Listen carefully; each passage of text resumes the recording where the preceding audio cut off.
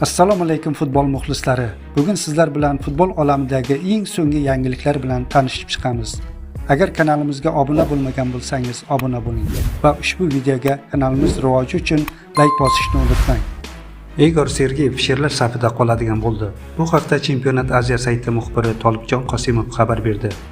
Oldinda Jahon chempionati 2026 borligi sabab Sergeyev Jonajon klubida qolib, doimiy o'yin amaliyotiga ega bo'lishni xohladi va Paxtakorda qoldi, deyiladi xabarda.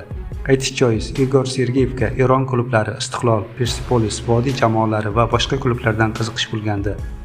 32 yoshli forvard joriy mavsum she'rlar tarkibida 35 ta o'yinda maydonga tushib, 25 ta gol urgan va 3 ta golli uzatmani amalga oshirgan edi. O'zbekiston terma jamoasi darvozaboni O'tkir Yusupov Fulat bilan shartnomasini bekor qilib, faoliyatini Navbahorda davom ettiradigan bo'ldi. Tajribali darvozabon 1,5 yillik tanaffusdan so'ng yana qadrdon jamoamizga qaytdi, deyiladi Lochinlar matbuot xizmati xabarida. Buxoro yarim himoyachisi Bilol To'pliyev yangi mavsumni Toshkent jamoasida o'tkazadi. Futbolchi kelasi mavsumda Lokomotivda boshlaydi. Bu haqda Narzullo Saydullayev xabar bermoqda. Nasafning tajribali hujumchisi Dragan Cheran Sambil Babayan qo'l ostidagi Andijon tomonidan kelib tushgan taklifni qabul qilmadi. Ma'lumotlarga ko'ra, u Sug'diyona jamoasi safiga borib qo'shilishi kutilmoqda.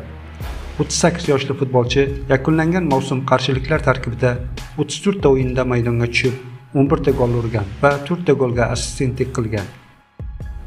Angliya Liga Kubogi juftliklarga qur'a tashlash marosimi bo'lib o'tdi. Amaldagi sovrin sohibi Newcastle Manchester Cityga to'g'ri keldi. Arsenal va Crystal Palace o'rtasidagi chorak final qarama-qarshiligi g'olibi esa Chelsea bilan to'qnash keladi. An'anaga ko'ra har bir yarim final 2 o'yindan iborat bo'lib, ilk uchrashuvlar 2026-yil 12-yanvarda, javob bahslari esa 2026-yil 2-fevral kuni bo'lib o'tadi. Liga Kubogi finali 22-mart kuni Wembley stadionida o'tkaziladi. Marosimdan oldin Manchester City Brentfordga qarshi o'yinda uchrashuvga tushdi. O'yindan so'ng Manchester City hujumkor yarim himoyachisi Devini Mukasa jamoadoshi Abduqodir Husanovni maqtadi. Husanovdan o'tib ketish juda qiyin. U Brentfordning deyarli barcha xavfli hujumlarini oldini oldi. Buning uchun biz undan minnatdormiz. Newcastle'ga qarshi bahs olib boradi, dedi o'z so'zida. Ma'lumot uchun ushbu o'yinda hamyurtimiz Abduqodir Husanov sariq kartochka olgandi.